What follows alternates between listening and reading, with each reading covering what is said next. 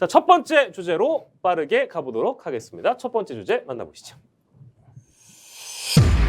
돌고 돌아서 돌고 돌아 다시 비대위입니다. 어제 뭐 가장 컸던 건은 서병수 전국위원장 뭐 사퇴하고 뭐 여러 의원들이 이제 그 의총에서 의견이 갈렸다. 뭐 사실은 언론에 등장해서 그동안 비대위와 관련돼서 반대 의견을 냈던 의원들은 중진급 의원들, 대선 주자급 의원들 중에서 소신 있게 의견을 밝혔던 분들은 10명 조금 넘는 수준이었죠. 근데 의총에서는 반반 정도로 갈렸다고 하고 그 분위기가 심상치 않았다고 합니다. 그래서 서병수 전국위원장 사퇴하기로 하면서 각기 다른 의견들 내고 있는데 일단 서병수 전국위장이 사퇴를 하면서 어떤 이제 국면으로 나가고 있는가 좀 해석을 좀 해보도록 하죠. 일단 이종근 평론가께서 어떻게 좀 보셨습니까? 서병수 전국위 의장의 사퇴는 예정되어 있었다. 왜냐하면 서병수 전국위 의장이 뭐 자기가 소집하지 않겠다라고 밝힌 이상 소집하지 않겠다라는 건 자신의 권한 중에 가장 큰 게 그거밖에 없어요. 전국위 의장의 권한 중에 나머지는 권한이 없습니다. 전국위 의장은. 네. 그런데 아시다시피 상임 전국이나 전국위가 의장의 의지대로만 갈 수 없는 거거든요. 네, 그래서 네. 상임 전국위는 전국위의 4분의 1이 소집을 요구하면 이건 선택이 아니라 필수입니다. 그러니까 할 수 있다가 아니라 무조건 열어야 됩니다. 전국위 네네. 의장이 뭐 나 거부해 하더라도 4분의 1의 소집 요구하면 열려야 되거든요. 네. 전국위원회도 마찬가지입니다. 이번엔 3분의 1이 소집하세요. 그러면 전국위 의장은 해야만 합니다. 네. 근데 이미 자기는 나는 소집 안 하겠다라고 한 이상에 네. 그것을 다시 지난번처럼 되돌릴 수 없으니까 아마 사퇴를 한 것 같고요. 이 뭐랄까 그 법원이 이번에 결정문에 쓴 표현 중에 이게 있어요. 민주적 정당성의 크기의 비례. 뭐 이런 표현이 있는데 네. 4분의 1과 3분의 1이라는 건 어쨌든 정당한 요구거든요. 그 요구를 뭐 자기가 거부할 수 없다라는 것이고, 그러니까 이 결론적으로 말씀드리면 서병수 의장의 뭐 사퇴는 전체적인 어떤 그런 이 상황에서 네. 별로 그렇게 큰 어떤 변수가 되지 못한다라고 저는 판단을 해요. 네. 뭐 부의장이 아마도 뭐 저기 할 테고요. 뭐 전체적으로 이끌 테고 서병수 의장이 정말로 객관적으로 봤을 때 순수한 또 뜻이냐 네. 그리고 뭐 정말 이 중진 의원으로서의 어떤 책임감이 있는 어떤 행동이냐 저는 사실 그렇게 보이지 않거든요. 뭐 지난 화요일에도 우리 정 교수님하고도 그 있는 자리에서 제가 말씀을 드렸지만 다분히 이건 지난 그 경선 준비 위원장 시절에 윤석열 후보와의 악연도 네. 분명히 존재했고 네. 또 동생 서범수 의원이 또 이준석 대표의 비서실장으로도 일을 했었고 그런 인연이 악연이 아직까지도 남아 있는 게 아니냐라는 시각도 일부에서 당 일각에서 계속 도는 상황이라 어쨌든 서병수 의장 얘기는 거기까지 예, 마무리하겠습니다. 뭐 어쨌든 뭐 4분의 1을 소집하고 또 소집이 되는데 그럼 거기 가서 뭐 아무튼 뭐 사회는 또 본인이 봐야 되니까 뭐 명예롭지 못한 순간을 맞이하느니 나는 뭐 내가 일찍 의견 밝혔으니까 그만두겠다. 이제 뭐 이렇게 좀 일축할 수 있을 거고 이제 그 세부적인 배경을 우리 이종근 평론가가 자세하게 설명을 해주셨는데 그리고 또 주목할 만한 건 사실 안철수 의원의 의견이기도 하거든요. 안철수 의원도 얼마 전부터 이제 아예 태도가 싹 바뀌어가지고 당의 재출범을 뭐 이제 예를 들어서 비밀 투표에 붙인다면 어떤 결과가 나올지 모르겠다. 뭐 이런 얘기도 하고 팽팽하게 의견이 나뉘었다는 그 의총의 의견을 반영을 하면서 제일 좀 저는 제일 와닿았던 건 그 시기를 언급하면서 이준석 당대표 돌아오게 해야 된다. 전대 출마할 그 여지를 좀 열어줬다는 게 안철수 의원과 이준석 당대표의 사이를 우리가 고려한다면 안 의원이 이런 입장을 밝혔다는 건 뭐 대인배인 겁니까, 정 교수님? 대인배예요? 대인배로 보이지 않고 예. 오히려 역시 안철수답다. 역시 안철수다? 다 이 상황이 되니까 그동안 숨죽이고 있다가 네. 소위 그 전반적인 여론이 어느 한쪽으로 기운다 싶으니까 그동안은 어떤 전당대회라든가 이런 걸 놔두고 소위 이른바 윤핵관들하고의 어떤 친분, 윤심을 등에 업고 전당대회에 출마할 계획을 가지고 있던 안철수 의원 입장에서 약간의 변화를 지금 주는 거죠. 그것은 그 구체적인 목표는 어떤 국민 여론, 예, 예. 그다음에 어떤 당내 어떤 비주류들의 어떤 생각 네. 이런 것에 좀 뭔가 힘을 실어주는 듯한 모습. 예. 자 그러면 안철수 대표는 도대체 어떻게 하려고 하지 이제는? 자 그러면 윤핵관들하고 좀 거리두기 하는 거야? 예. 저는 그런 면에서 별로 답이 없어 보여요. 그래서 무슨 얘기하고자 하냐면 여론의 어떤 흐름을 보고 적절한 타이밍에 뛰어드는 전형적인 안철수의 모습. 네. 자 그러면 이것을 관철시켜내기 위한 안철수는 일개 국회의원이 아니고 예. 소위 당의 어떤 당 대표가 되겠다라고 하는 예. 또 지난 대선 때는 윤석열 대통령 후보와 단일화까지 했던 예. 지금 거물급 정치인이란 말이에요. 네. 그러면 언론에 나와서 야 의총장에서 아마 이거 비밀 투표했으면 안 됐을 걸 이런 얘기로 언론의 관심을 받는 수준의 정치를 해서는 저는 안 된다. 네. 뭔가 이것을 밀어붙일 수 있는 본인의 어떤 입장을 발표내고 또 그것을 당내에서 그런 어떤 생각에 동의하는 사람들을 그룹핑해내고 예. 세력화시켜내고 네. 이런 속에서 자기의 어떤 영역을 확장해가는 것이지 약방에 감춰놓듯이 감초처럼 네. 뭐 지금 분위기 보니까 윤핵관들이 좀 코너에 몰리고 있는 것 같아요. 네. 제가 볼 때는 이게 맞는 것 같아요. 이런 식의 간보기 정치로는 저는 뭐 안철수 의원에 대한 국민적 여론이 그렇게 호의적이지는 않을 것 같다라는 게 제 판단입니다. 정 교수님, 예, 말씀하세요.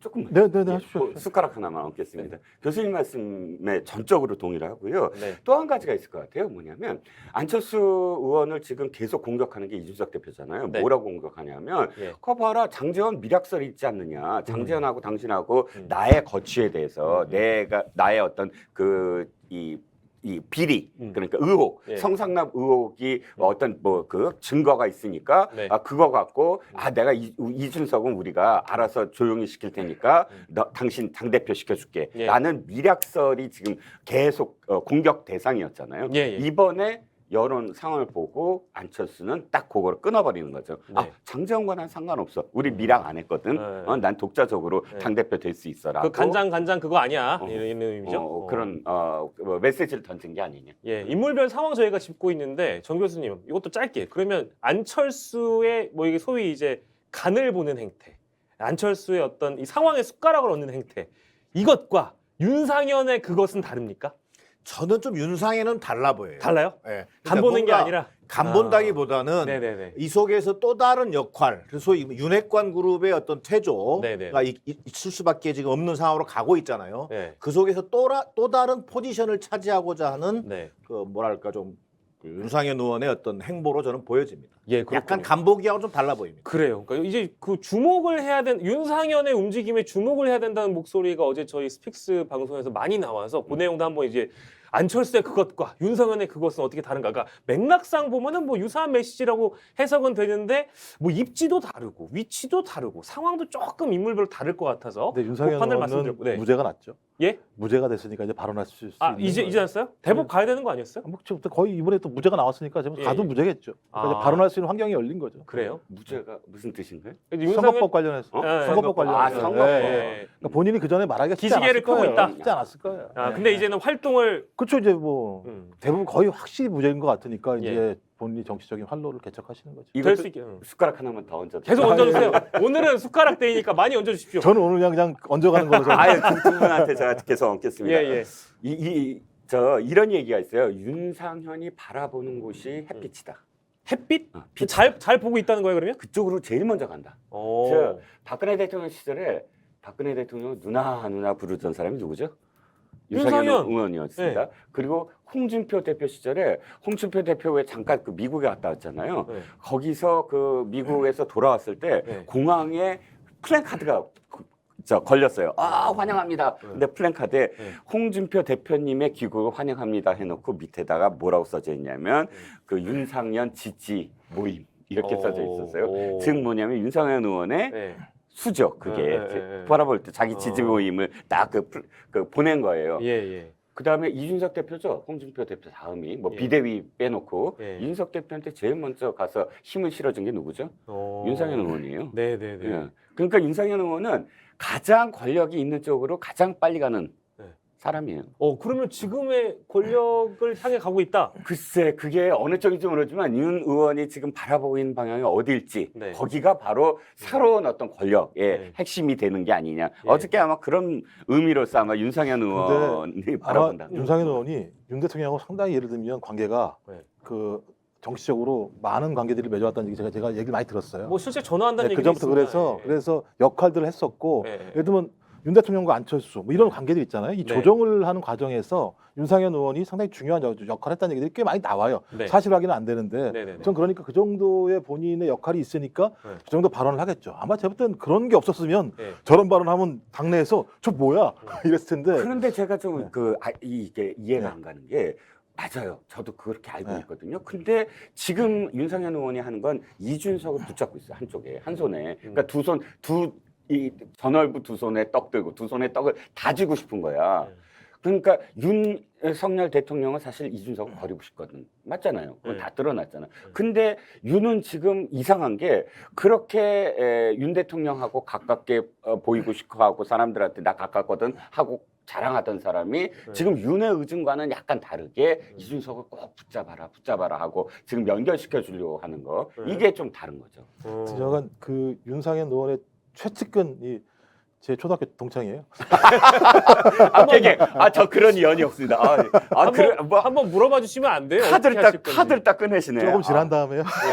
아니 근데 정 교수님 지금 이제 두 분 의견도 듣고 저희가 이제 뭐 윤상현 의원이나 지금 어쨌든 지금 저희가 그 돌고 도는 비대위라는 제목을 가지고 이 국민의힘 지도부가 어떻게 이제 꾸려질 것이고 만약에 또 이제 모르죠. 또 가처분 신청한다고 하니까 그 뒤에 또 무위로 돌아가면 이런 논의도 사실 다 무용지물 아닙니까? 이제 복잡한 방정식들이 깔려 있는데 이거를 정리할 사람이 누구인가라고 얘기하면 누구는 주호영이야, 누구는 김기현이야, 누구는 안철수야, 누구는 윤상현이야 이런 얘기가 나오니까 그러면 윤상현에 집중했을 때 윤상현 의원이 이거 할 수 있겠습니까? 저는 충분한 가능성이 있다. 그래요? 세력이 있어요?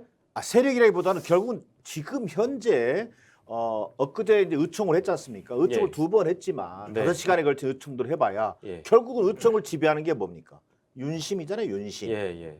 그 윤석열 대통령의 뜻이 작동하는 시간이란 말이에요. 예. 의총이라고 하는 게. 예. 그러다 보니까 의원들이 나오면서 다 볼멘소리 하는 거 아니에요. 아니 윤핵관 뜻대로 다 할 거면서 무슨 유총은 왜 하는 거야? 5시간씩 왜 붙잡아 놓는 거야? 이런 얘기가 나온단 말이에요. 네네. 자, 그런데 지금 대략의 가닥은 잡혀갑니다. 자, 장제원 의원 이선 후퇴했죠? 그게 본인 뜻이든 아니면 그럴 수밖에 없는 상황으로 내몰렸든. 그다음에 권성동 원내대표 지금까지 뭐 엊그제도 얘기했습니다만 예. 아니 처음부터 수습부 사퇴 딱 했으면 어찌 보면 이 문제가 좀 더 쉽게 갈 수 있을지도 몰라요. 예. 그러나 수습부 거치 표명이란 말로 애매하게 문제를 끌어갔단 말이에요. 예. 자, 그것을 장제원 의원이 싹 잡아당겼단 말이에요. 예. 자, 이제 사퇴할 수밖에 없는 상황으로 가요. 예. 자, 이런 일련의 과정에서 그러면 당연한 관심이 큰 방향은 새로운 비대위 구성. 예. 자, 그럼 새로운 비대위 구성하면 권성동 원내대표 사퇴. 예. 자, 그럼 다음 차기 원내대표는 누구? 그렇습니다. 이렇게 갈 거란 말이에요. 그렇죠. 네. 그러면 지난 시간에 저는 주호영 원내대표 왜 안 돼? 이런 표현을 썼지만 예. 주호영 비대위원장이 원내대표로 턴하든 아니면 새로운 인물을 뭔가 새로운 윤심을 전달할 수 있는 새로운 윤핵관의 예. 부상이 필요할 수도 있다. 예. 그때 그게 누굴 거냐? 예. 저는 윤상현 의원이 하나의 관전 포인트가 될 수 있다고 보는 겁니다. 아, 그러면 윤상현 의원이 윤심을 어쨌든 등에 업을 수 있는 사람이 인물일 수도 후보군 있으니까. 중에 한 명으로 볼 수 있다는 거죠. 예. 그리고 전체적으로 얘기해서 일기 윤핵관 그룹과는 좀 차별화된 예. 새로운 윤심이 작동하는 예. 하나의 의원 그룹의 네. 대표 선수가 저는 원내대표가 되지 않겠는가 예. 이렇게 볼 수 있다는 이 거죠. 의견은 뭐 두 분 혹시 동의하십니까? 예. 네, 저는 이제 윤상현 의원이 전적이 좀 안 좋은 게 있어가지고 그것 예. 때문에 고민스러운 대목들은 분명히 있는데요. 과거에 이제 뭐 친박 공천 관련해서 이렇게 여러 가지 논란들이 네, 있어서 네. 그런 측면들이 있는데 저는 최근의 흐름을 보게 되면 네. MB 라인들이 그러니까 윤핵관이라는 측면도 하나 있습니다만 또 MB 라인들이 축출되는 분위기가 좀 부분적으로 있는 것 같아요. 그러면서 저는 그 정무일 비서관인가요? 그 장모의 이제 친박 라인이라고 얘기하는데 네. 제가 볼 때, 장영상. 예, 제가 볼 때 그래서 섞어 쓰는 흐름이 분명히 있는데 네. 저는 섞어 쓰는 흐름이 있다고 얘기하면 윤상현 의원은 쓸모가 지금 만들어지고 있는 거 아닌가라는 판단은 분명히 들어요. 그러니까 예를 들면 윤핵관 라인을 통한 정치, 그러니까 적어도 윤 대통령은 윤핵관들은 자기 말을 잘 들을 줄 알았다고 판단이 들어요. 그러니까 썼겠죠. 예, 예. 근데 제가 볼 때는 말은 잘 듣는데 일은 잘못하는 일이 벌어지는 것이고 네네. 또 여의도 정치판을 원래 신뢰하지 않았는데 네네. 똑같은 방식을 보이는 것이죠. 그러니까 예. 이 정치도 안 되겠다는 판단하는 것이고 예. 저는 그래서 대통령실의 내부의 정확한 권력의 핵심들을 새로 만드는 과정이 하나 있을 것 같고 네. 그다음 여의도도 새로 만들어야 될 거 아니에요. 예, 예. 윤핵관으로 안 된다는 판단이 들면 예. 정치라고 하는 게 본인이 뿌리가 없으니까 네. 적어도 제가 볼 때는 두 라인밖에 없는 거잖아요. 소위 친박 라인과 MB 라인밖에 없다고 저는 판단이 드는데 네. 제가 볼 때 최근에 초재선들 하는 행동을 보게 되면 새로운 흐름을 만들어낼 것 같지는 않다는 느낌이 들기 때문에 예, 예. 이 두 주류라고 얘기하면 두 주류를 섞어서 할 수밖에 없는 상황이 있겠죠. 전 그렇다면 친박 라인에서는 그러니까 MB와 친박 라인. 저 그렇다면 네. 친박 라인에서는 뭐 제가 볼 때는 윤상현이라고 하는 의원의 어떤 상품성은 부분적으로 의미가 있다는 생각이 드는 거죠. 근데 저는 생각이 좀 다른 게 지금 외부에서 보실 때 윤상현을 자꾸 친박이라고 생각하시는데 아니거든요. 친박 라인이 아니에요. 누나라고 불렀지만 아닙니까? 누나라고 불렀지 자기가 스스로. 제가 듣기로는 엄청나게 친한 걸로 알고 있는. 아니, 친박 여기서 친박 라인이라고 한다면 TK여야 돼요. 전체적인 구도로 봤을 때, 즉 지금 김무성 그 날라갔죠. 내정 철회했잖아요. 네. 민주평통 부의장. 네네. 거기서부터 다시 시작을 하면 사실상 장제원 PK지, 뭐 김무성 PK지, 이 PK 라인이 전체적으로 좀 득세를 했었어요. 일부 PK와 그 다음에 장제원의 뭐 보좌관이니 뭐니 해갖고 지금 행정관으로 갔다가 다 잘리고 있잖아요. 전체적으로 봤을 때는 친이 PK 뭐 이런 몇 가지의 어떤 선진국민한테 이런 코드들이 지금 서서히 제고되고 있는 과정 속에서 TK를 중용해야 된다. TK 민심이 지금 TK가 지금 전체적으로 그러니까 부정 평가가 60%가 나온다. 이런 기사가 막 나오기 시작하면서 이 당의 본류, 그 대주주. 뭐 당연히 민주당도 대주주가 호남 당원들이 많잖아요. 뭐 이게 나보다 좋다 이런 게 아니고 지역 기반으로 양쪽 다 시작을 했으니까. 그래서 이쪽 TK에 중용을 해야 된다라는 분위기로 바뀌고 있는 게 아니냐.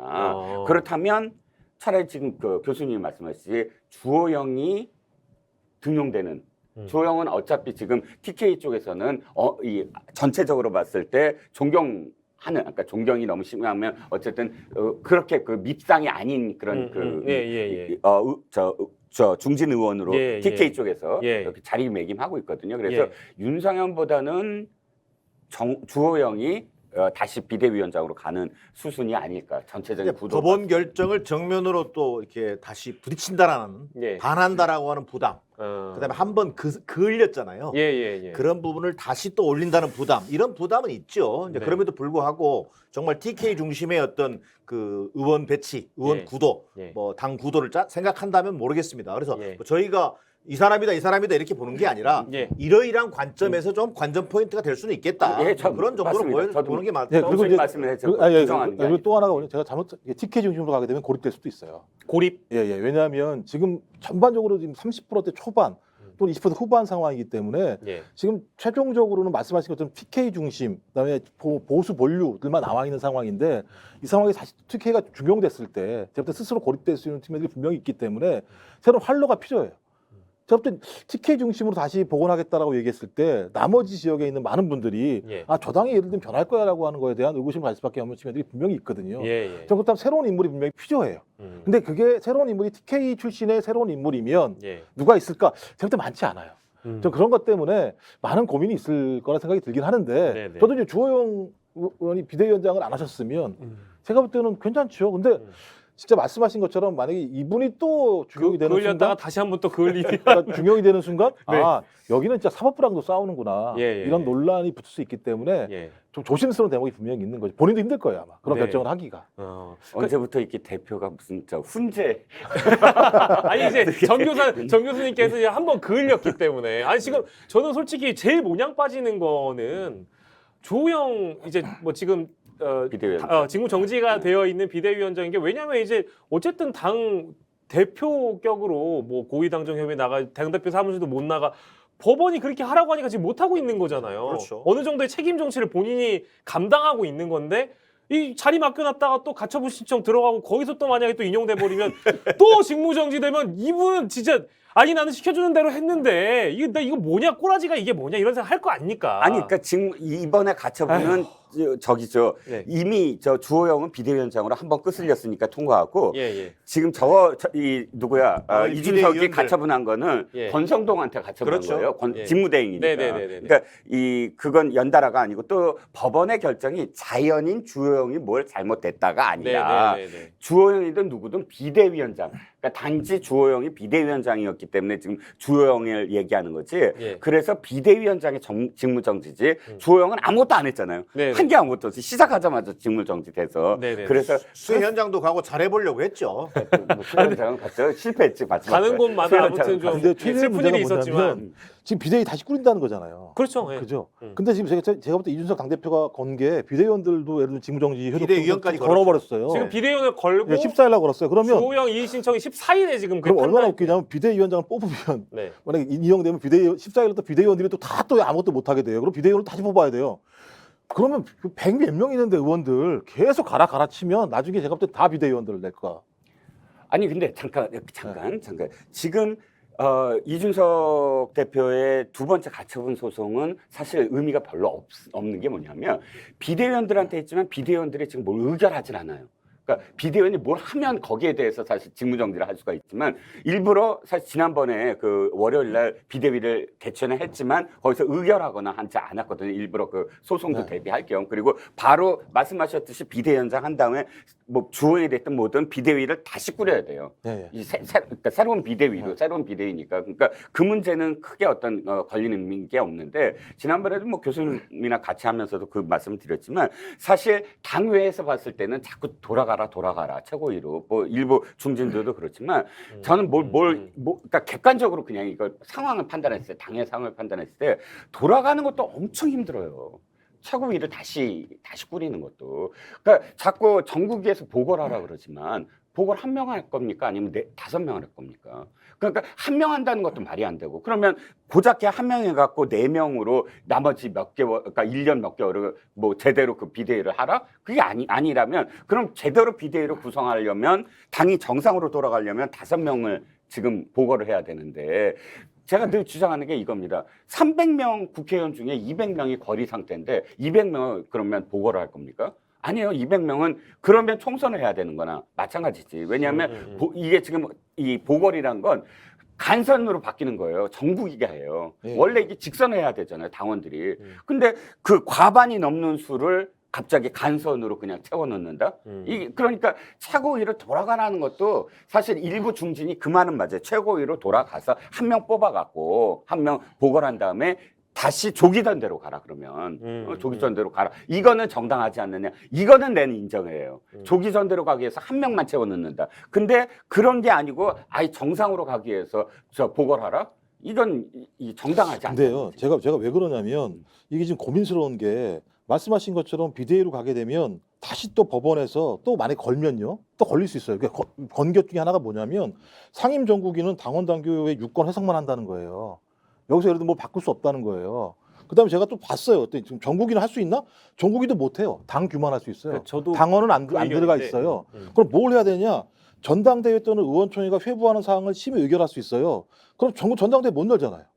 그럼 의원총회를 열어야 되는 거예요. 그래서 예를 들면 이 상황을 갖다 다시 또 결정해서 다시 정부에 넘겨줘야 되는 과정들이 있어요.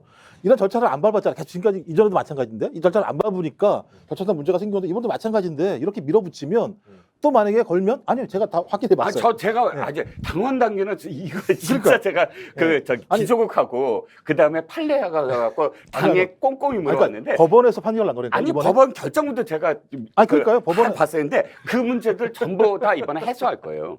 해소할 거예요. 그러니까 지난번에 잘못했어요. 지난번에 아니 그 말씀을 드린 게 아니고요. 예. 그러니까 예를 들면 지금 당원 당규의 유권 해석밖에 못 한다고요. 상임 정국위가. 상임정국위가 유권 해석을 한다는 건 뭐냐면 이거 결정한다는 게 아니에요. 유권 그러니까요. 해서 상임정국위가 뭘 하냐면 이걸 안건은 부의하는 거예요. 네. 법사위나 마찬가지라고. 그러니까요. 근데 정국위는 당규밖에 못 한다니까 개정을. 당규밖에 못 하는데 어떤 규정이 있냐면 전당대회가 지금 못 열리니까 거기에 대한 위임을 하는 거예요. 이렇게 봐야 되겠죠. 그러니까 쉽게 설명해 주십시오. 제가 쉽게 설명드릴게요. 네. 법원 결정은요. 소위 이른바 절차적 하자가 있다. 그렇습니다. 네. 정당 정치와 민주주의 과정에서 대의민주주의에서 그래서 절차적 하자를 중요시해서 지난번에 인용을 한 거 아니에요. 네네. 자 이걸 놓고 지금 국민의힘 입장에서는 절차적 하자를 치유하겠다는 거잖아요.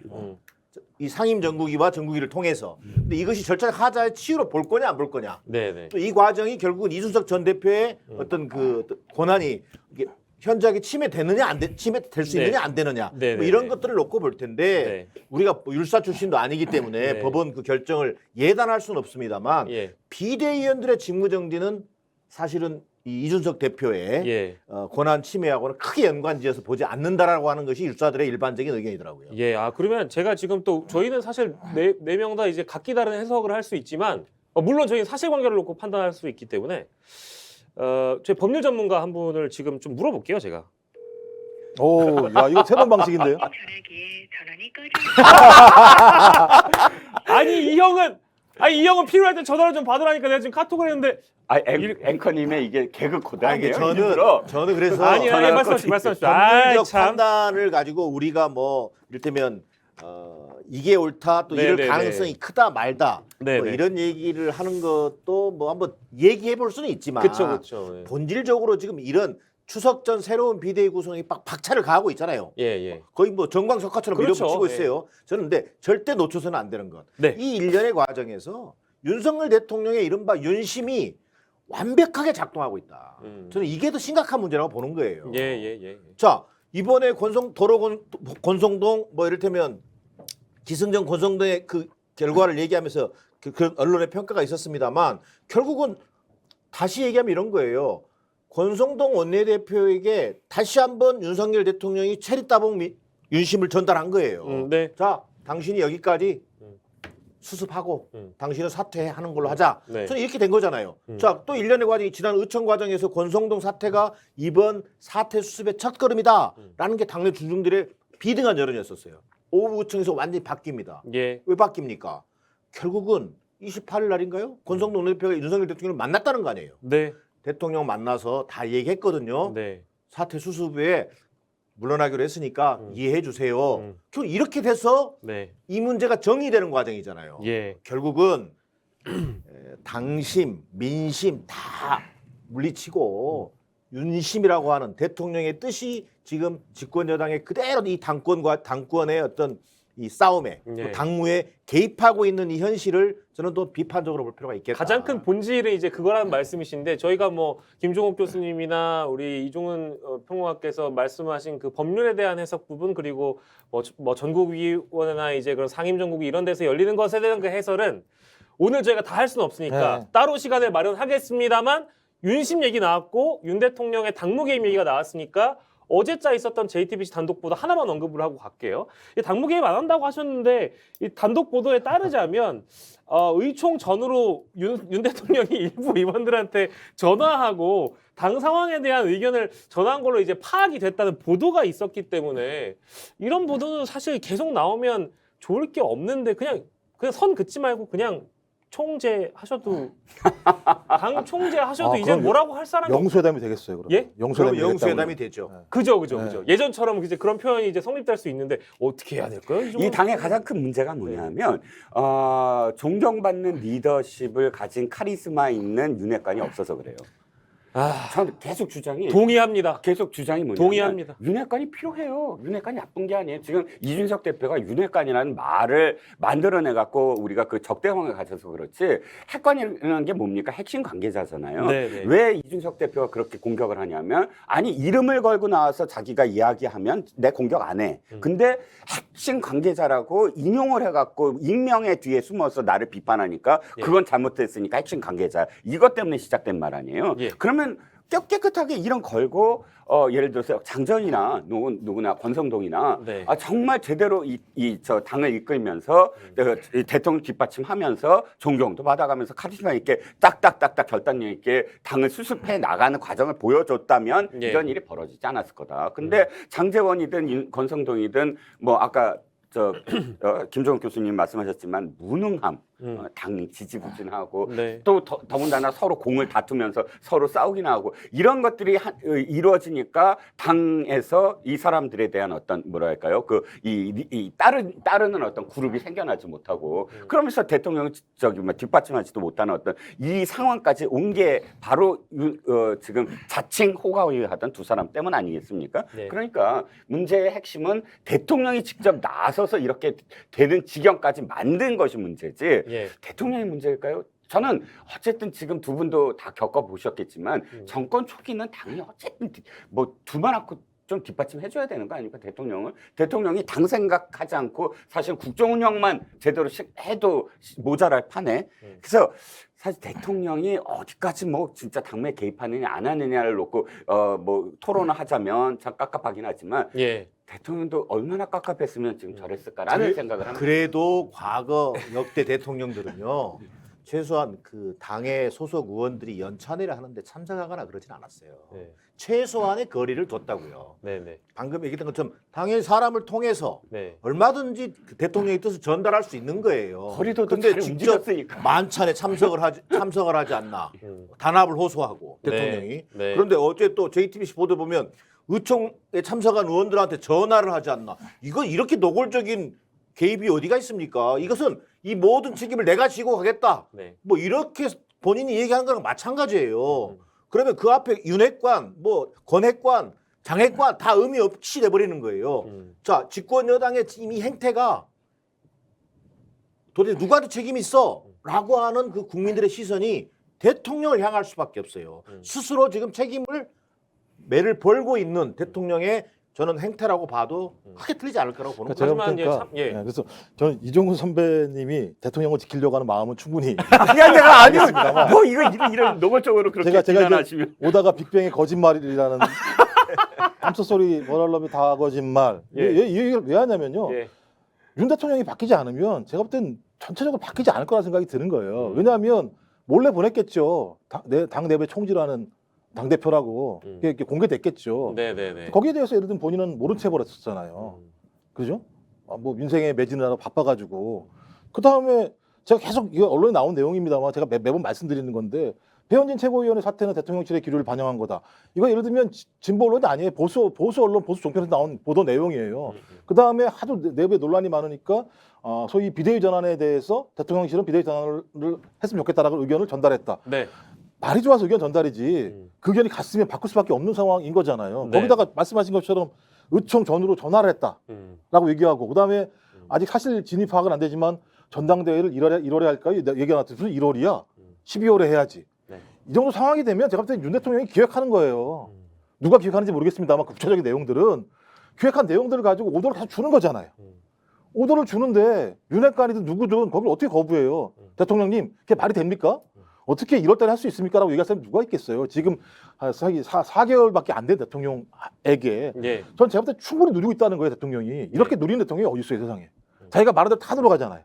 사법부가 반대하는 것도 사법부가 안 된다고 하는 것도 지금 다시 진행하고 있잖아요. 제가 볼 때 이러면은 상권분립이라고 하는 원칙 본인이 얘기했던 공정과 상식 헌법과 법률에 따른 통치 제가 볼 때 다 저버리고 있는 거예요. 그러니까 제가 볼 때 본인이 바뀌셔야 돼요. 예. 오케이. 네. 당이 알아서 해라. 당신들이 알아서 해라. 나는 진짜 그야말로 민생에 매진할게. 네. 전화하지 마시고요. 네. 전화하지 마시고. 정무라인이 왜 있습니까? 정무수석들이 다 알아서 하는 거죠. 아니 근데 제가 대신 해드릴까요? 아니 제가 해도 됩니다. 저는 넉 달밖에 안 된 대통령에게 기회를 좀 줘야 된다고 생각을 합니다. 몇 번을 드려야 되는 거예요, 기회를? 네? 아니, 뭐 국민들이 무슨 뭐 인내심 뭐 테스트하는 뭐 대상입니까? 적어도 한 번 정도는 근데 죄송하다고 얘기를 해야죠, 국민들한테. 참모나 이제 진짜 아까 우리 이종훈 평론가 말씀하신 것처럼 우리 윤핵관들이나 이제 능력이 있어가지고 잘했으면 대통령이 왜 나섰겠습니까? 그것도 라는 책임이에요. 말씀을 하시는 거죠. 인사권자가 네. 자기의 인사를 한 행위에 대해서 그 인사를 한 사람을 비판하는 게 말이 됩니까? 결론적으로 본인 잘못인 거죠. 예. 리더십의 핵심이 뭔지 아세요? 핵심.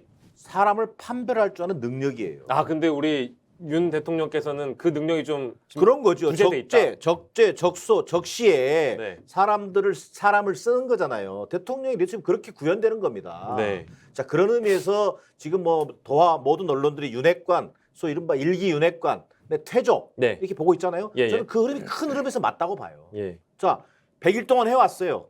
해왔는데 도저히 이 당 내용만 가속화되고 예. 문제 해결 능력이 없구나 예. 라는 저는 그런 판단이 내렸다고 봅니다. 네네. 자, 그러면 새로운 또 리더십을 통해서 새로운 인물들을 이제 또 써야 되는 거예요. 예. 근데 거기서 빠져서 안 되는 게 하나 있다는 거죠. 예. 이런 난맥상의 책임이 궁극적으로 누구한테 있냐는 거예요.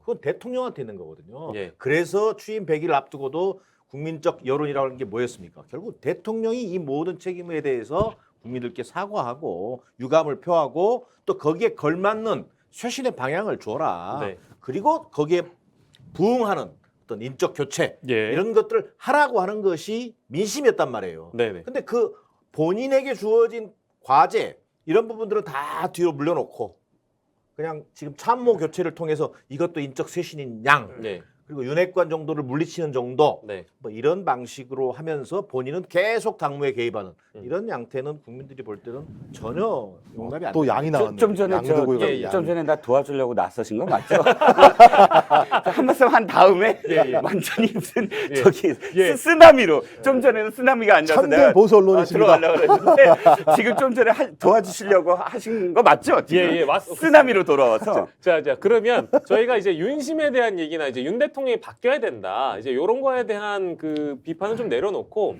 저희가 처음에 시작할 때 뭐 이제 주변 이제 그 국민의힘 내부에 있는 이제 움직임에 대해서 분석하다가 여기까지 왔어요. 그럼 이 내용을 좀 짚어보겠습니다.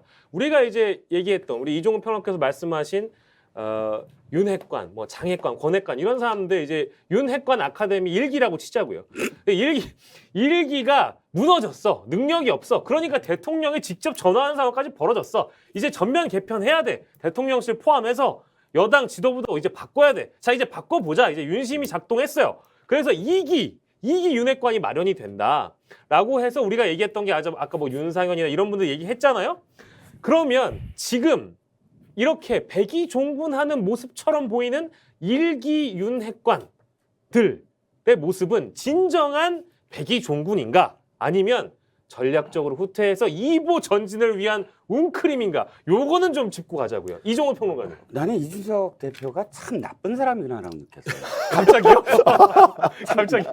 참 나쁘다. 네네. 이 나쁘다라는 것 사실 정치 평론하면서 옳고 그르다, 좋다, 나쁘다 이런 표현을 쓰면 안 되는 건데 왜냐하면 그건 종교적인 얘기니까. 네. 그러니까 정치라는 거 사회과학에서는 쓰면 안 된다는데 왜 불쑥 그렇게 제가 욱했냐면.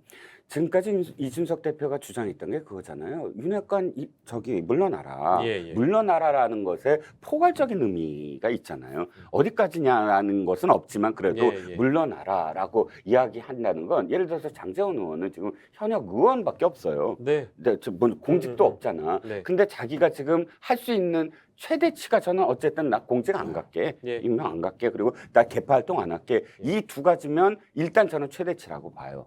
근데 그 다음에 얘기가 너 지금 그 다시 돌아오려고 하는 거지. 네. 그건 저는 거기 그러니까 이 적이 계속 있어야 돼. 이 적들이 있어야만 나의 얘기가 지금 그 정당성을 얻어. 물러나지 마 하는 얘기랑 거의 비슷하게 느껴지거든요. 자. 우리 정치 오래 이렇게 평론도 하시고 정치 몸담으셨는데 이선 후퇴해서 바로 돌아온다? 그건 다음 얘기지. 그건 먼 훗날 얘기고 그걸 담보해서 너 어떻게 돼? 너 돌아올 거지라고 비난한다는 건 정치 도의상 나는 있을 수 없다. 원래 이준석 전 대표가 무슨 큰 정치 도의를 보여본 적이 별로 없잖아요. 그러니까 어쨌든 한번 물면 놓치지 않아요. 자기 입으로 물러나라 그랬으면 지금 이 정도가 물러나는 것이지 여기서 너 돌아올 거지 하고 또다시 거기에 선을 그으면서 계속 공격하는 태도에서 얘기했고 네. 그래서 지금 말씀하신 그 주제가 저는 별로 그렇게 타당하지 않다.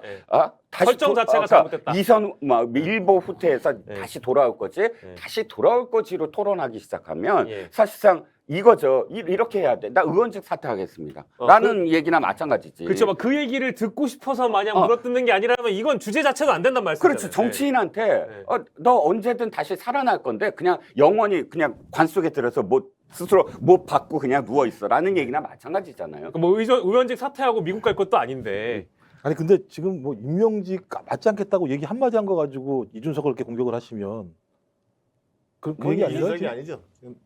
장제원에 네, 대한 장제원의 이준석의 평가에 대해서 지금 얘기한 거죠. 아니 그러니까 내 말은 시작은 이준석은 나쁜 사람으로 시작했는데 그러니까 일단은 장제원이 이렇게 이수현 후퇴한다. 그리고 윤핵관들이 우린 다 일단 물러날 거다. 일기 물러날 거다 하는 네네네. 속에서 그 다음 스텝을 그 다음에 어떤 당의 미래를 얘기해야지. 네. 이들은 물러나고 또 곧 돌아올 건데 이게 뭔 물러나는 거냐라고 네. 공격하는 건 예. 사실상 도의가 아니다. 자, 근데 제 입장에서는 아까 앵커께서 얘기한 그 예. 질문의 모범 답안으로 하면 모범 답안 주세요. 이건 국면 전환을 위한 전략적 행보로 봐야 된다. 아, 이렇게 진정성은 없다. 예. 그건 권성동이든 장제원이든 동일하다. 예. 자, 장제원 의원, 자 지금 취임 100일 동안의 국정 운영, 이 난맥상 이게 책임을 지는 거예요 지금. 자, 그 동안에 뭐 인사 실패, 예. 그다음에 뭐 정부뿐만 아니라 대통령실 포함, 네. 자 인수위 하면서 비서실장 하면서 많은 인사를 다 관여해 왔어요. 네. 자, 그런 와중에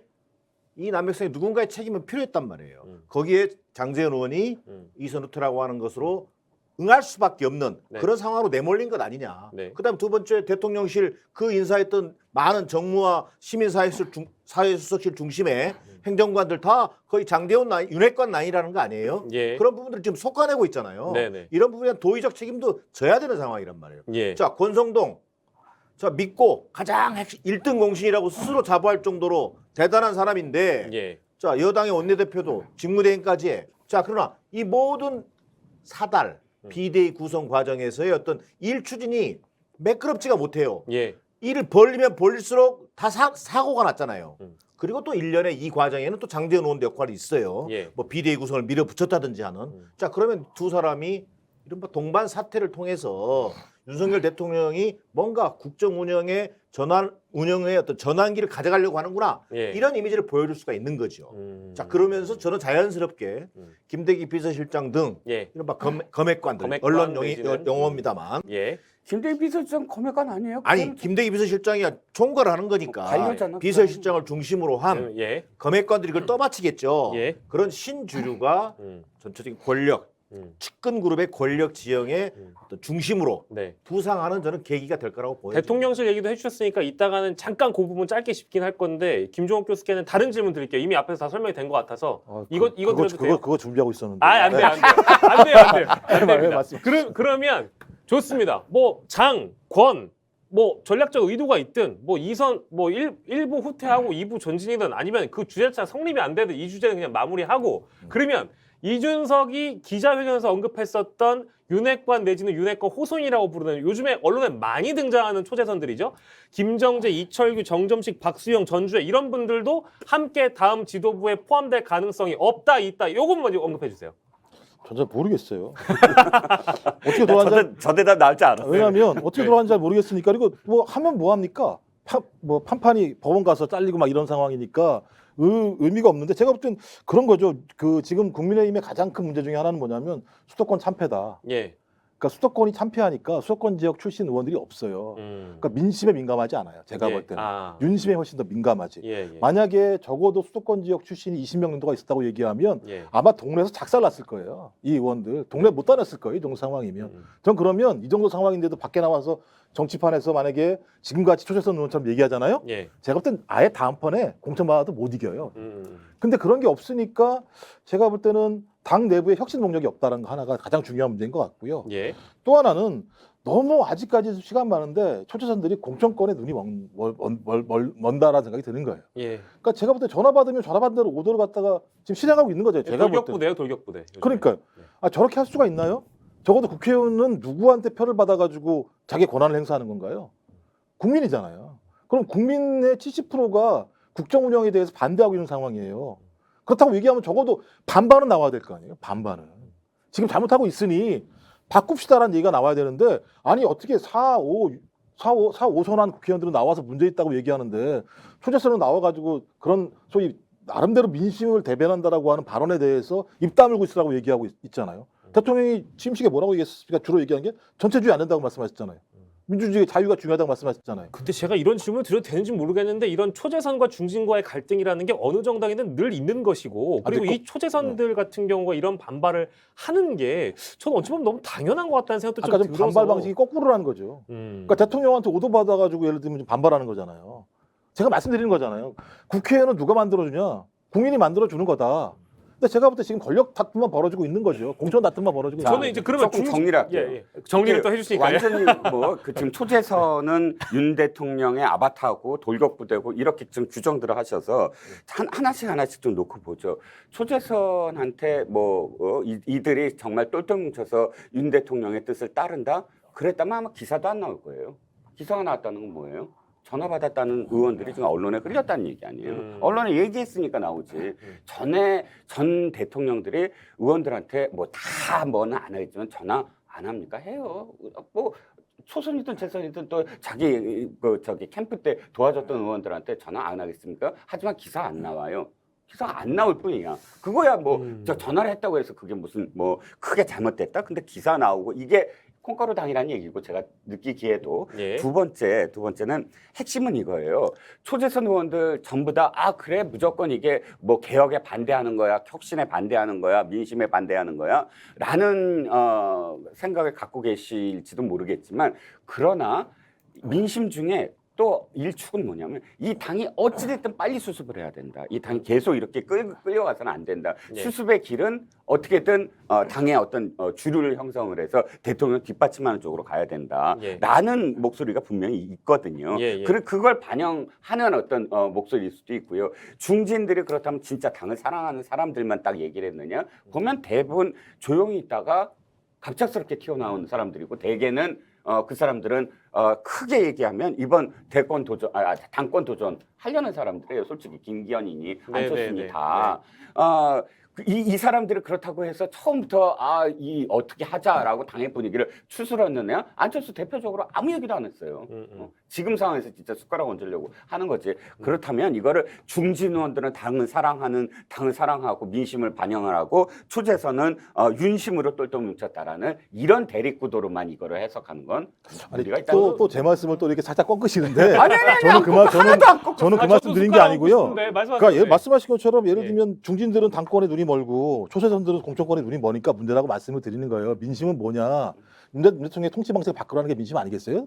왜냐하면 부정적 여론이 높다고 하는 건 그러면 저도 초재선들이 다른 건 모르겠습니다. 당이 다 맞는데 저도 정부가 잘못 가고 있는 부분에 대해서 비판적 입장을 내야 되는 거죠. 근데 그런 입장이 없다는 거죠. 근데 오히려 소위 대통령실의 기류들에 대해서는 적극적으로 반영한다는 측면이 분명히 있기 때문에 이렇게 했을 때 소위 윤 대통령이 잘 될 것인가 궁극적으로 저는 예. 거기에 대한 바람들을 초선들이 담아줬으면 좋겠다는 말씀을 드리는 거예요. 좋습니다. 당의 중진들도 마찬가지 문제 있죠. 예, 저희 이제 그 대통령실 얘기 잠깐 할 거고, 근데 저는 그런 재판 드는 건 아니고요. 돌격부대라는 표현은 기계가 있는 분들에게 파이팅 있게 돌격하시라 얘기 드리면서, 근데 사실 제가 초재선을 편드는 게 아니라 중진들은 그럼 초재선 때 안 그랬습니까? 라는 말씀도 더불어 좀 드리고 싶고, 그 중진들의 어떤 그런 발언이나 이런 태도가 얼마나 진정성이 있는지 사실 저는 잘 모르겠어요. 그래서 분명히 초재선 시절에 그분들도 그랬던 때가 있다라는 말씀을 좀 거기에 드리고. 무서운 분이 한 분 계셔가지고요. 누구요? 이철규 의원이 계셔가지고. 예.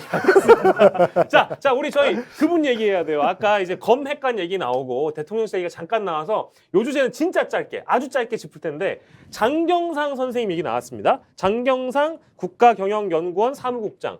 저희가 어제 이제 그 녹화라서 오늘 방송에 이제 보도가 될 텐데 정무비서관 유력하다는데 이분이 박근혜 그 대통령 시절에 2개월 일하다 나오셨대요. 굉장히 그 내부에서 쓴소리 하시다가 이거 이렇게 하면 안 된다. 나 못해 하고 나온 사람인데 그 실제로 조언도 외부에서 하시다가 이제 좀 대통령실에 가실 것 같은 유력하다 이런 보도가 나와서 이분 가면 그럼 대통령실 내부 분위기 정리됩니까? 정 교수님이 좀 주시겠어요? 어떻게 생각하십니까? 글쎄요, 저는 오래 버티기 힘들 것 같은데요. 그럼 2개월 버티는지는 봐야겠네요. 그러니까 이 정무비서관이 이렇게 언론의 관심을 이렇게 받기도 좀 어려운데요. 그렇죠. 수석도 아니고. 그렇죠. 그런데 어쨌든 이 친박, 이르면 박근혜 정권 때 청와대 근무한 적이 있다.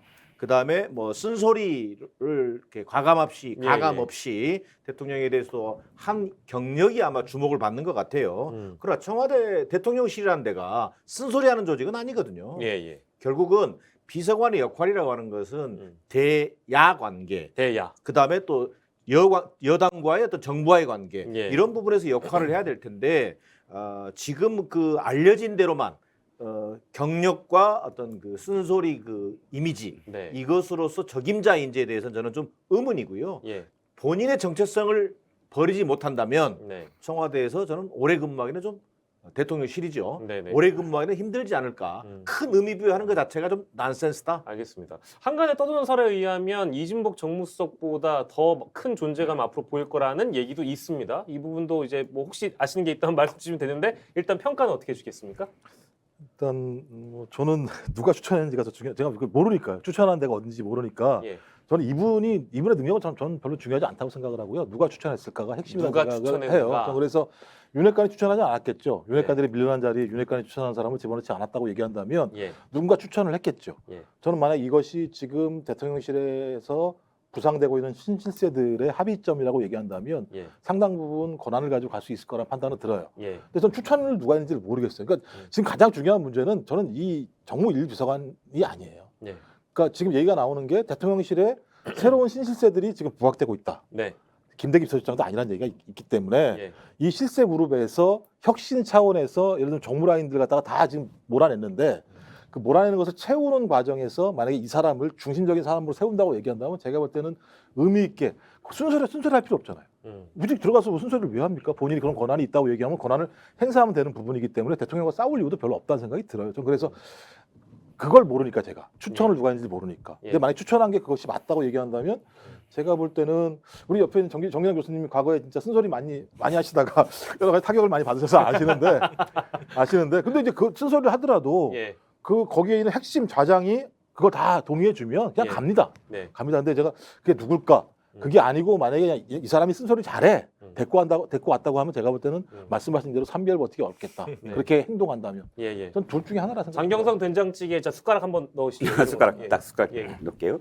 참 세상은 요지경이다. 왜냐하면 장경상이라는 사람이 지난번에 등장했을 때는 엄청나게 씹어댔어요. 언론도 그렇고 언제 등장했냐면 윤희숙 사건 때 등장했거든요. 윤희숙 제보라고 알려져 있죠. 그랬군요. 윤희숙 의원 제보예요. 근데 맞아요. 윤희숙 의원이 마치 자기가 그러니까 언론이 그때 이제 집중 공격한 건 이거야. 그때 이제 아버지 땅 문제 뭐 드러나고 네네. 하면서 윤희숙 의원의 뭐 그 어떻게 해서 그러면 정계에 왔느냐. 근데 KDI 출신이고 능력 있어서 왔다 이렇게 알려졌는데 알고 봤더니 청와대에 있던 저 제부가 장경상이라는 사람인데 친박이고 박근혜 대통령 때 뭐 어떻게 하고 하면서 굉장히 인상이 안 좋게 그때 네, 기사가 네, 쫙 나왔거든. 예. 지금 완전히 와 대단한 쓴소리를 하고 영웅이죠, 2개월 만에 영웅의 나오고, 탄생. 이렇게 지금 가요. 이거 조금 들여다보자고요. 나 진영 편화하는 게 아니라 약간 예, 좀 예, 이렇게 예. 분석을 하면 네. 지금 다 언론이 왜 그렇게 쓰겠어요? 이거 대통령실에서 의도한 거거든요. 어떤 의도였을까요? 장경상을 그렇게 지금 장경상 비서관 띄우기. 띄우기 아, 그렇게 띄우기. 보이게 그렇게 보이게 쓴소리도 하는 사람이야. 예. 야 내부가 이렇게 변할 거야라고 지금 메시지를 던져주는 거예요. 그럼 전 낚인 거네요. 아니 아니 그게 그 안에 그렇게 하겠다는 의지가 있을 수도 있지. 예. 그걸 꼭 왜 나쁘게만 보겠습니까? 예. 뭐 그런 생각이 잠깐 들었고 예. 일단은 왜 그렇게 하겠습니까? 우리 대통령실이 계속 바뀌고 있습니다라고 호소하는 거예요. 예, 그러니까 예. 그거를 한번 지켜보자고요. 진짜 실제로 바뀌는지는. 알겠습니다. 자, 아주 짧게 다뤄봤고요. 저희 6분 남았는데요. 다음 주제로 바로 가겠습니다. 그냥 6분 남았으면 정리하시죠. 아닙니다. 내가 아까 끼어들지 말 걸. 이거 아니에요. 길게 해야 되는데. 저희 민주당의 시간도 다뤄야 합니다. 민주당의 시간 시작됐고요. 뭐 이제 권성동 원내대표와 이제 이재명 당대표가 만나서 중대법대 선후배라고 시작은 했지만 뭐 쓴소리도 서로 좀 주고받고 했던 모양입니다. 이제 이재명 당대표 입장에서 이제 뭐 민생 드라이브를 걸려고 할 테고 이제 그거와 어떤 또 지금 현 정부와 어떤 차별화를 두는가 이제 이런 논의들은 앞으로 계속 나올 거기 때문에 저희는 한 주제만 국한하겠습니다. 보도에 가장 많이 나고 있는 게 이제 결국에 당원 존 이걸 이제 나쁘게 표현해서 개딸지대라고 얘기를 하더라고요. 이게 바람직한가? 이게 첫째인 것이고요. 그 첫째는 이제 우리 선생님들한테 여쭤볼 거고요. 그리고 최근 이제 그 사법 리스크 관련된 수사들, 법카 의혹 관련해서는 지금 검찰로 송치가 됐습니다. 최근에 이제 영장실질심사에서 죄송합니다. 구속영장이 기각됐다는 내용도 더불어 언급을 해드리고요. 그리고 위례 신도시와 관련된 본격 수사가 이제 보도가 되기 시작했어요. 이게 이제 갈래를 좀 두 갈래로 해서 여쭤볼 건데, 첫째, 개딸지대, 당원존 괜찮은 것이죠. 전 개인적으로 괜찮다고 생각하고 그 당대표 자유라고 생각해요. 그리고 두 번째, 사법 리스크 여전한가? 요 두 가지 주제를 딱딱 세 분께 맞춰드리면 저희가 시간 안배 될 것 같습니다. 김종욱 교수님.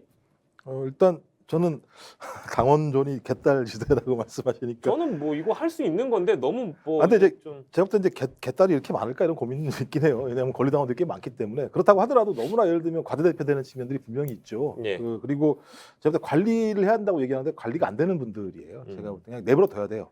오히려 언론에서 부각되고 얘기가 나오게 되면 자신들의 존재감이 더 부각되기 때문에 더 강력하게 얘기할 거라는 생각이 드는 것이고요. 저는 이건 별건이라고 봐요. 당원존은 얘기할 수 있는 거죠. 아니 당사에 당원들이 왔다 갔다 할 수 있는 공간을 만들겠다고 얘기하는 부분과 관련해서 그것들을 개딸들이 다 장악할 거라고 얘기를 해서 못한다? 그럼 아무것도 못하는 측면들이 분명히 있기 때문에 저는 개딸들의 상식적이지 않은 행동에 대해서는 분명히 당 내부에서 그것들을 견제할 수 있는 장치들이 필요하지만 그렇다고 예를 들면 소위 아예 당원존을 만들지 말아라 개딸 때문에 이건 말이 안 된다라는 예. 생각이 들어서 저는 이건 좀 적절하게 이재명 이제 개딸들이 대부분 이재명 당대표를 지지하는 분들이니까 예. 이재명 당대표가 여기와 관련해서 본인이 언급할 대목들이 분명히 있다는 생각이 드는 것이고요. 예. 사법 리스크 문제 같은 경우는 저는 여전히 리스크가 있다고 생각을 합니다. 근데 문제는 추세적으로 사법 리스크라고 제기되는 부분들이 부분적으로 허물어지고 있다. 그러니까 검찰이 탈탈 털고 경찰이 탈탈 털어서 수사가 진행되고 있습니다만 기각되는 것들도 꽤 많이 나오고 있고 예. 또 그다음 과도하게 기소가 돼서 이번에 이제 뭐 배모 씨 같은 조정장 기각 뭐 이건 빼더라도 네. 최근 백현동 문제 같은 경우도 마찬가지인데 여러 가지 내용들을 들어보게 되면 이게 당선을 목적으로 해서 본인이 예를 들면 소위 그 허위 사실을 유포했다는 거잖아요. 예. 예. 근데 이 내용 같은 경우는 예를 들면 이렇게 공포, 협박 이런 내용들 같은 경우는 해당되지 않는 내용들이 있어요. 법률적 잣대에 의하면. 근데 이거 갖다가 무리하게 기소를 하는 것, 그러니까 상대방을 낙선시킬 목적으로 얘기하는 건 그게 예. 적용될 수 있어요. 근데 내가 당선될 목적으로 얘기하는 부분 같은 경우는 아주 요건이 특정되어 있거든요. 근데 제가 볼 때는 무리하게 좀 기소한 측면이 있다는 생각이 들어서 뭐 저 범죄 사실이 나오게 되면 당연히 거기에 대해서 책임을 질 수밖에 없는 게 법치국가에서 당연한 거지만 예. 최근 나오는 두 가지 추세는 검찰과 경찰이 너무 과도하게 털고 수사를 했다. 그리고 기소를 하고 있다라고 하는 측면 하나하고 그다음에 부분적으로 예를 들면 기각되고 있는 내용들이 꽤 많이 있다. 네. 뭐 이런 부분이 있어서 지켜봐야 된다. 그러니까 제가 볼 때 리스크는 살아 있으나 예. 예. 과거처럼 얘기했던 것처럼 예를 들면 아주 엄청난 문제가 있을 거라는 상황과는 좀 덜 떨어지는 방향으로, 덜 약화되는 방향으로 가고 있는 거 아닌가 생각이 그거에 비해서 김건희 여사 수사 뭐 이런 거 느리다 이런 얘기는 저희 시간 안 할게요. 자, 이종훈 실장님. 당원존 저도 당원들이 당사에 들어가는 것을 막는다? 이건 아닌 것 같아요. 그런데 네. 하나 더 있습니다. 당직자 100명의 전화번호를 다 깐 거예요. 이건 저는 그 다음부터는 그 당직자들 아마 일 못할 겁니다. 뭐 한마디나 뭐 그러니까 예를 들어서 이재명의 당이 그대로 만들어지는 거예요. 당직자 전화번호를 왜 깝니까? 그 전화 폭탄 하라고 까는 거예요. 당연히 이 당직자들이 위축될 수밖에 없고 이게 민주주의냐? 이상하고요. 자기가 당을 장악할 수 있으면 다 열고 자기가 장악할 수 없으면 닫는다. 이 예를 하나 들어드릴게요. 작년인가요? 권리당원 그러니까 당원 홈페이지가 한번 폐쇄된 적이 있어요. 예, 그때 예. 왜 폐쇄가 됐느냐면 저 이낙연 후보 측 그 지지자들과 이재명 후보 측 지지자들이 서로 싸웠는데 예. 당시에 이낙연 지지자들이 막 항의를 했어요. 그 게시판에 네. 여러 가지를 그랬더니 그 폐쇄 시켜버렸거든요. 예. 이것이 과연 민주주의냐? 라는 거. 그러니까 근데 또 만들려고 했잖아요. 왜 그 당원 그 의원들 예, 예. 욕할 수 있는 플랫폼. 그런 플랫폼을 만들려고 했잖아요. 이런 자기가 지지하는 관리당원들이 많아질 때 하는 행동과 적어질 때 하는 행동이 다르다라는 생각. 아까 기각되는 게 많아진다고 말씀하셨지만 고작 계약 구속영장 하나 배모 씨 그 기각됐습니다. 그런데 지금 나오고 있는 건 뭐죠? 쌍방울입니다. 쌍방울이요. 그것도 있죠. 당시에 이재명 지사가 공식적인 석상에서 S라고 표현되는 그룹이랑 나랑 무슨 상관입니까? 상관이 있더라고요. 그 아태 평화 협의체인가요? 거기에 저한테 좀 시간 주시죠, 이거는. 5억 그 반론 저도 제 반론 주셔야 돼요. 그러면 자 5억을 아니, 뭐 지원했다고 했는데 그 5억만이 아니에요. 그 아태 어쩌고 하는 그 정체불명의 이화영 네. 부시사까지 포함된 거기에 아예 쌍방울이 그 자기네 건물에 아예 대여를 해줬고 무상으로 대여를 해줬고 그러면 5억이 아니라 그 대여료까지 합치면 어마어마한 돈이 되잖아요. 네. 근데 또 이화영은 거기에 사회이사도 하고 근데 하필이면 그 변호사 이 대법까지 가서 이 무혐의 받은 그 변호사가 쌍방울에 전환사채에 연관돼 있고 이 모든 것들이 근데 또 그 수사기밀을 넘겨줘 갖고 검찰에서 수사기밀을 넘겨줘 갖고 지금 전현직 대표 다 도망가서 수사도 진전이 안 되잖아요. 근데 쌍방울은 점점 더 새로운 사실이 나오고 있어요. 그러니까 관련이 없는 게 아니라 한 1분 정도 얘기할 관련이 시간 주나요? 너무나 많대. 예. 수사기관에서 판단할 문제를 좀 거론을 해주셨고 정기남 교수님 자, 사법 리스크 여전하다. 여전하다. 자, 이종근 평론가 말씀처럼 아마 검경은 집요하게 물고 늘어질 것이다. 예. 자, 그리고 그럼에도 불구하고 이재명 대표는 당당하게 이 문제를 털고 가겠다는 자세로 임해야 한다. 저는 이렇게 원론적이지만 예, 그 예. 부분을 강조하고 싶고요. 자, 앞서 얘기했던 당원전 설치 문제. 예. 자, 당원 중심 문화, 당원 중심의 정당 구조 바람직한 방향입니다. 네. 자, 그런데 당직자 전화번호 공개까지 음. 조금은 저는 지금 시점에서 이재명 당대표가 취임 일성으로 이것을 얘기할 만큼의 중요한 문제인지 예. 의사결정 어떤 그 순위랄까 예. 시급성 이런 부분에서 저는 좀 약간 의문이다. 예. 성남시장에 딱 처음 당선됐을 때 이재명 시장에게 그 붙었던 그 닉네임 뭔지 아세요? 어떤 일? 이재명 시장은 10원 단위까지 결제한다. 오. 아주 꼼꼼한 시장. 오. 또 비판한 사람들은 주사급 시장. 예. 이런 얘기도 있었어요. 예, 예. 자, 제가 볼 때는 지금 시급한 것은 전당대회 과정에서 치러진 이른바 당의 어떤 그 갈등 네. 뭐 이런 부분들을 어떻게 좀 수습하고 예. 새롭게 제1야당의 어떤 대표로서 당을 이끌고 갈 것인가라고 하는 중요한 과제들이 남아 있습니다. 이것은 인사를 통해서 또는 뭐 탕평 인사도 얘기하고 있지 않습니까? 네. 여러 가지가 필요할 텐데 지금 저렇게 강성 당원들의 어떤 입장을 대변하는 흐름으로 비칠 수 있는 예. 당원전 개설이 그렇게 시급했던 것인지 조금은 의문이다. 예. 이 정도 저는 정리하겠습니다.